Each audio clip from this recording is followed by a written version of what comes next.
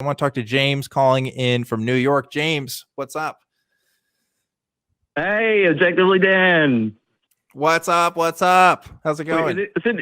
Hey, and Ro. Hi. Ro. How you doing, Objectively? No, I'm good. Hi. Subjectively Dan. Well, it is objectively Dan. You can subjectively think I'm objectively Dan, and that's fine. He's objectively here. That's right. But what about how come it isn't subjectively Dan? Because I'm objectively Dan. It's a meaning. You're looking for you. I have to tell this story, I guess, really quickly because people ask me about where I get the name every once in a while, and it's just a meaningless nothing name that doesn't actually mean anything. I saw Frank Turek one time give a talk about objective morality, and he was doing a lecture, and I asked him a question about whether the Jewish people stoning other people for violating the Sabbath was an example of objective morality in action. And he basically gave me an answer of, well, that was the cultural practice kind of the time, which is not objective morality. So I just kind of figured, well, if that's objective, I just might as well call myself Objectively Dan because that's about as meaningful. So that's where that name kind of comes from. It's just, it doesn't mean anything. But I know. I've heard you explain it. I think I've heard you explain it before. Yeah. So let's get to the call. So yeah, I don't know what you got on your caller screen, what I want to talk about. I'm a deist/theist. Okay. Theist/theist. And basically, I believe God is both immanent and transcendent. Okay. And immanent and transcendent. He takes at the same time. Yes. Not sure what that means. I'll be honest with you. Well, I'll explain. Okay. So, colloquially, deism and theism have taken on, from what in my own personal study of the church history and the church fathers, deism and theism have taken on a little bit of a different definition lately in modern times. Whereas, deism, what is it? Deism means that God is close, right? And yeah. Well, I'm hung up before you get to the others. Oh. Go ahead. Yeah, no, I get to it from that God sometimes he takes us back. He takes a backward stance. He stands back and watches creation. Okay. Yet at the same time, he intervenes via angelic, with the angels, and at certain times he'll intervene. Sometimes he'll take a backward, kind of a back point. You know what I mean? I think that's just theism, though. I don't think that would be deism, because deism is kind of just a God that just lets nature kind of rule. I mean, obviously different people have different understandings of these words. So I don't want this to be like a dictionary discussion, but wherever you define God, if he's a God that actively intervenes in the world, then that would be, a God that I would have trouble believing in at the end of the day. Yeah, trust me. On my worst days, on my best days, I would say I'm an anti-theist. I mean, I still toggle. I go through this process of cognitive dissonance. Okay. And well, let me ask you this then. Let me ask you. Go ahead. Where does this belief come from then? If you're struggling with this belief, then what are your reasons for believing? My reasons for believing, and I think they're good reasons. I believe to release myself from the fear of death. I believe because I am not necessarily certain that death is a comfortable state of being. Okay. If it's a nullified oblivion. Okay. I'm not necessarily and I'll tell you what, for those who are listening, choose cremation. And I would suggest that you have a painkiller put in. Okay, let's back it up. Let's back it up. Let's back it up. You put the painkillers in the fire, and then that kind of makes it easier. Yeah, I'm not sure how that works. No, I'm not sure how that works. You said cremation, right? Put yourself under a total anesthetic. What if the subconscious mind? What if the subconscious mind reverts so far into the body that you can still feel pain, but can't express that you're feeling that pain?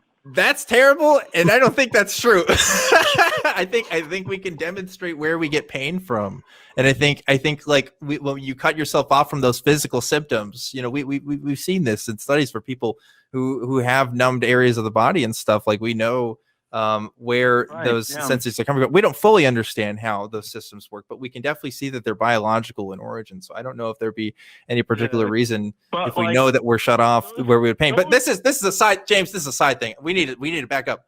Okay, so you have a fear of death, and you cited that. I asked you what your reasons were for believing God, and the first thing you said was, "Well, you're afraid of death, and you're afraid of oblivion." Is that a good reason to believe in God? Oblivion. But is that a good reason to believe that a God exists? Yeah, well, is it not a good? I don't think so. Counter that by asking you: is it not a good reason to believe that God exists? I don't think we should, James. I don't think we should believe based on fear, right? I don't think our fear should determine what the truth of our reality is. Okay, just because I'm afraid that I'm going to die or I'm afraid that something's going to happen doesn't mean that I should come up with a fantasy or believe in something that isn't real, that we can't demonstrate, right? Now, we're talking about perceived reality and actual reality. Does God actually exist, or do we perceive that God exists? But that's something that I perceive that God exists. Okay. I don't know God exists. Okay. I perceive that he exists. All right. Let me give you an example of why believing something out of fear helps somebody actually, is possibly a good thing. I don't care. I don't care about whether it helps people, right? What I care about is, does it represent reality? Does it tell us a true thing about reality, right? So like, if you perceive God, that's fine. But I'm interested in, is he real? Because there's a lot of people that have perceptions of God, and they all seem to be different, right? Go ahead, Ro. I mean, speaking of that, I'm still, I want to just kind of, let's reset the room. Let's go back. Bro. Go ahead, cut in. Let's go back to your, speaking of perceptions. What is your perception? You said you were deist. Yeah. And then you said you were theist. Yep. And then you said you were anti-theist. And then you said, now you say, well, what is God? Well, which one are you? What is your perception? My perception, I go through a constant state, and I don't know if your caller screen, I do hear voices too, but I'd like to get into that. But no, to answer your question, Ro, I'm in a state of cognitive dissonance where I go through this process of I scroll through the scriptures and I read the Bible and I see the misogyny and I see the slavery and I see the murder and I see the wars propagated in God's name that he's inciting in the genocide. And then I read the New Testament and I see the verses that talk about his justice and mercy and grace and peace and all these different things. And I see that it's a religion where, it says basically it's either bow or burn, bow or burn. And so what have you settled on? I know you said you have cognitive dissonance, but what are you settling on? Because I don't know how, maybe I have something to learn, but maybe I don't know how you can be both a deist and a theist. I don't know how you can do that. If God is if God has the capability to extend life to eternally, to immortality, and if he has the ability to cure cancer and kill at will, and he says, I will have mercy on those I will have mercy, and I will harden those I will harden. I will kill those I will kill, and I will let live those I will let live. That kind of harkens back to that sentiment, and you have to wonder, with all these voices that I hear that are angelic and I talk to God, and I've seen his face. I can see his face in my mind's eye.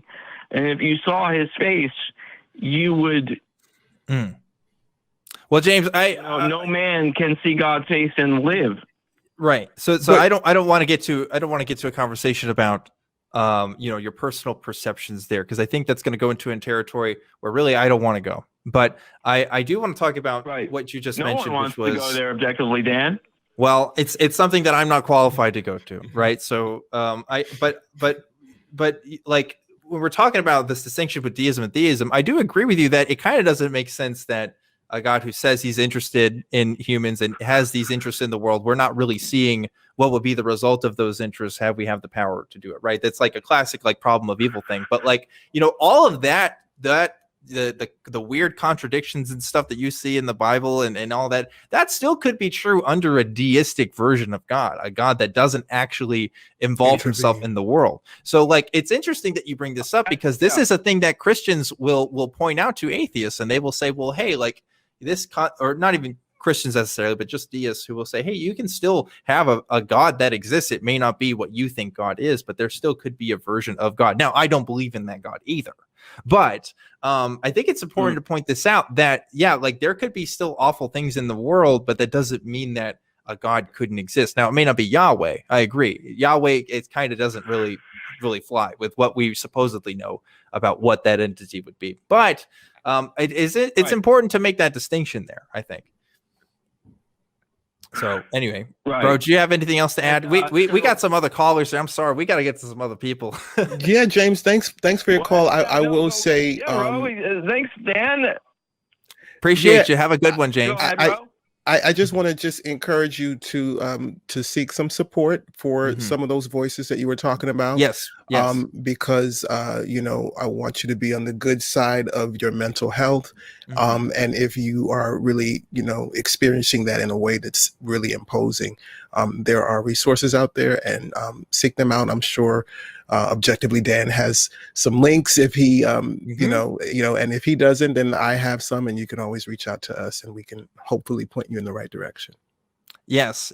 I'm sure people are posting that now in the live chat for that. So thank you guys who post the links for those institutions and things. But yes, definitely don't want to go into an area where I am, talking about experiences that I can't match you on, and unfortunately there is an intersection there when we're talking about mental illness and religion. People often point out or try to make the claim that someone who has a religious belief is inherently mentally ill or is a result of mental illness. I don't think that's true at all.